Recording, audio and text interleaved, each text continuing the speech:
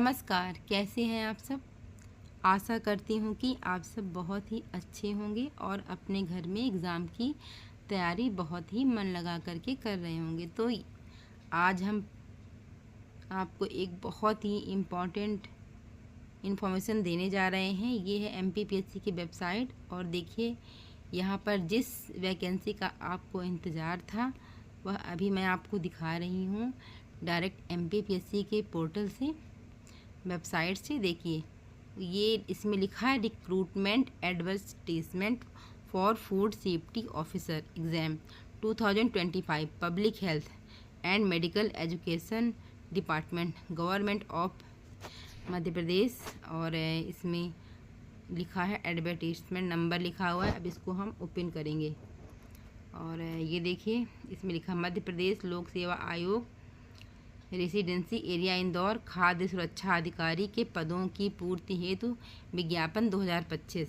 ठीक है, इसमें विज्ञापन क्रमांक तो लिखा हुआ है और इसमें ये 23/6/2025 का विज्ञापन था ये। ठीक है, जून का है। ठीक है, और इसमें ऑनलाइन आवेदन करने की अंतिम तिथि क्या है 10/8/2025। और फॉर्म कब से आप भर सकते हैं, इसमें सारी चीज़ें लिखी हुई है। अंतिम तिथि तो लिखा हुआ है, आप 10 अगस्त तक फॉर्म भर सकते हैं। और प्रारंभिक तिथि शायद है 23 जुलाई, नहीं जून है, जून 23 जून। और ये सारा इसमें क्या क्या निर्देश हैं, आवेदन फॉर्म भरने इसी संबंधित निर्देश हैं। मध्य प्रदेश लोक सेवा आयोग द्वारा लोक स्वास्थ्य एवं चिकित्सा शिक्षा विभाग मध्य प्रदेश शासन हेतु खाद्य सुरक्षा अधिकारी फूड सेफ्टी ऑफिसर के पदों की पूर्ति हेतु आवेदन पत्र आमंत्रित किए जाते हैं। और इसमें लिखा हुआ है आवेदन केवल ऑनलाइन स्वीकार किए जाएंगे। आवेदन कब से आप कर सकते हैं 11/7 यानी 11 जुलाई, ये यही लिखा है इसमें आवेदन करने की डेट 11 जुलाई 2025 से 10 अगस्त 2025। ठीक है, दोपहर 2 बजे तक आप फॉर्म भर सकते हैं ये इस वेबसाइट पर जा कर के। ठीक है, जो उसमें लिखा हुआ है। और उपरोक्त परीक्षा हेतु आवेदन केवल ऑनलाइन ही भरे जाएंगे, ये तो आप सबको पता ही है। और आयु की गणना 1 जनवरी 2026 से की जाएगी। और ये सारी चीज़ें लिखा हुआ है कि 10th क्लास के मार्कशीट से आपकी जो एज है उसका वेरिफिकेशन होगा। ये सारी चीज़ें लिखी हुई हैं। अब और सारी चीज़ें आप पढ़ सकते हैं पॉज करके। अब इसमें मेन है शैक्षिक अर्हता, किसी मान्यता प्राप्त विश्वविद्यालय से खाद्य प्रौद्योगिकी, ठीक है, या डेयरी, ठीक है, या जैव प्रौद्योगिकी मतलब बायोटेक्नोलॉजी, ठीक है, फूड टेक्नोलॉजी, बायोटेक्नोलॉजी, डेयरी, ठीक है, तेल प्रौद्योगिकी, ऑयल टेक्नोलॉजी, या एग्रीकल्चर साइंस, या एनिमल जो है होता है एनिमल जो डॉक्टर्स होते हैं ये सब साइंस होती है, या बायोकेमिकल जैव रसायन विज्ञान, या सूक्ष्म जीव विज्ञान माइक्रोबायोलॉजी, ठीक है, रसायन विज्ञान केमिस्ट्री, या मेडिसिन में स्नातक या स्नातकोत्तर, या डायरेक्टरेट उपाधि, या केंद्रीय सरकार के पूर्व अनुमोदन से खाद्य प्राधिकरण द्वारा अधिसूचित कोई अन्य समतुल्य मान्यता प्राप्त अर्हता। ठीक है, और इस प्रकार से आप खाद्य सुरक्षा और मानक अधिनियम 2006 के अनुसार सारी अर्हताएँ दी हुई हैं। और यहाँ पर डिटेल में भी दिया गया है पाठ्यक्रम, इसके अकॉर्डिंग आप फॉर्म भर सकते हैं। खाद्य इंजीनियरिंग एवं तकनीक, खाद्य प्रसंस्करण संरक्षण, खाद्य प्रसंस्करण तकनीक, खाद्य तकनीक प्रबंधन, खाद्य जैव प्रौद्योगिकी, खाद्य संयंत्रण संचालन प्रबंधन, खाद्य, आप इसको पढ़ सकते हैं, खाद्य प्रक्रिया इंजीनियरिंग एवं प्रबंधन, खाद्य प्रसंस्करण, ये डिटेल में लिखा हुआ है। ठीक है, डेयरी, मत्स्य पालन, खाद्य तकनीक, ये सारे विषय यहाँ पे लिखे हुए हैं, आपने इसको पढ़ रखा हो। ठीक है, आवश्यक बात जो इसमें ये है ये भी अलग से लिखा हुआ है। खाद्य सुरक्षा अधिकारी के लिए मान्य विषयों में निम्नलिखित विषय शामिल होंगे, अर्थात बैचलर ऑफ मेडिसिन, ठीक है, एवं बैचलर ऑफ सर्जरी, ठीक है, ये भी शामिल कर लिए गए हैं। बैचलर ऑफ डेंटल सर्जरी, जो डेंटिस्ट होते हैं उनको भी। Bachelor of homeopathic and medicine surgery, उनको भी, भाई कि वो भी केमिस्ट्री पढ़े रहते हैं। Bachelor of Unani medicine and surgery, bachelor of Siddha medicine and surgery, bachelor of Ayurvedic medicine surgery, bachelor of Sowa medicine and surgery. बहुत ज़्यादा कंपटीशन होगा इसमें।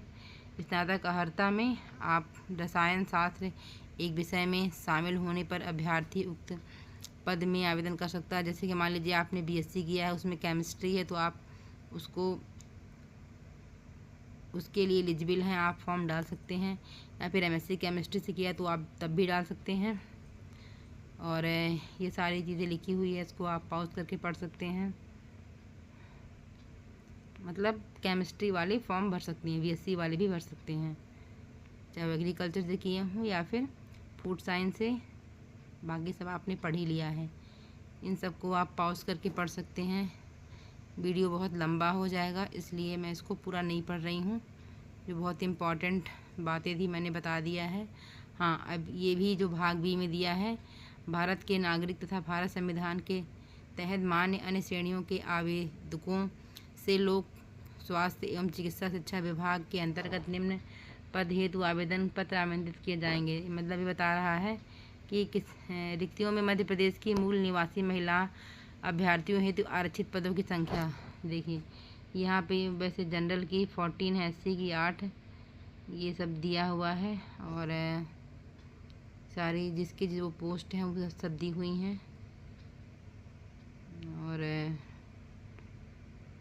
ये सारी चीज़ें आप पढ़ सकते हैं।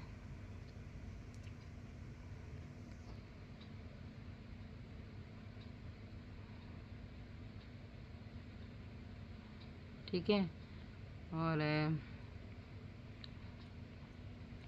ये सारी चीज़ें आप पॉज करके अच्छे से पढ़ लीजिए। सैलरी लिखी हुई है। और पोस्ट का नाम है फूड सेफ्टी ऑफिसर, खाद्य सुरक्षा अधिकारी। और ये सब दोबारा फिर से लिखा हुआ है। ये क्या चाहिए आपको। और ये शैक्षिक अर्हता फिर से वही लिखी हुई है, बार बार रिपीटेड है ये। और स्नातक अर्हता में रसायन शास्त्र एक विषय में होना चाहिए, तो आप फॉर्म भर सकते हैं। ठीक है, ये अब इसमें एज लिखा हुआ है, आयु सीमा 21 साल होना चाहिए कम से कम, और अधिक से अधिक 40 साल, 40 ईयर्स तक। ठीक है, और ये सब मैंने बता ही दिया था पहले कि 1 जनवरी 2026 से आपकी एज काउंट होगी। और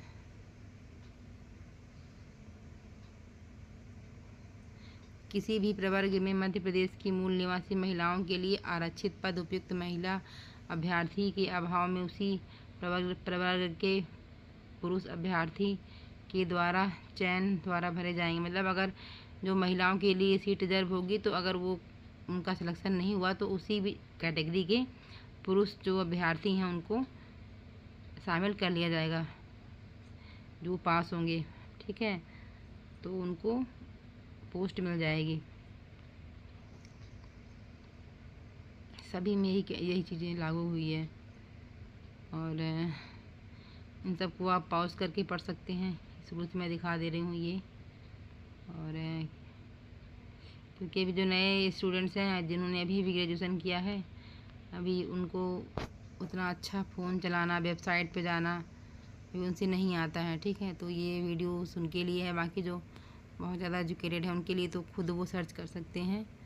तो और भी कोई आपको इन्फॉर्मेशन हो तो आप बता सकते हैं। आप सब आज के लिए इतना ही। आप सबका बहुत बहुत धन्यवाद। और पढ़िए, अपना एग्ज़ाम निकालिए। बस यही आपसे कहना है। किसी भी एग्ज़ाम को निकालने के लिए आपको कंटिन्यू स्टडी करना बहुत ज़रूरी है। और जो भी पढ़ें मन से पढ़ें, याद करने के चक्कर में मत रहें। समझेंगे तभी आपका कोई भी एग्ज़ाम निकलेगा। आप सबका बहुत बहुत धन्यवाद। जय हिंद।